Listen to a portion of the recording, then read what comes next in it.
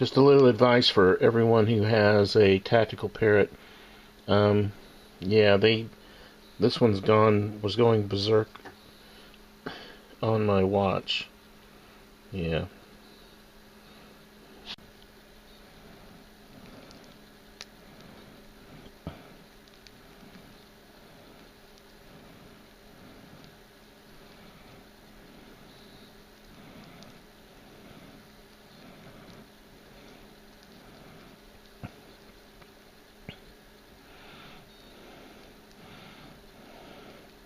When I used to have dogs, they wouldn't fight over a tennis ball or a chew toy as hard as this thing is chewing on my wristband.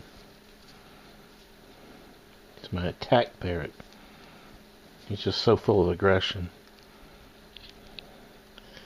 Yep. He just needs some blood to draw blood from something. Yep. Well, I pity the person who breaks into my house and is met by this thing. Ooh.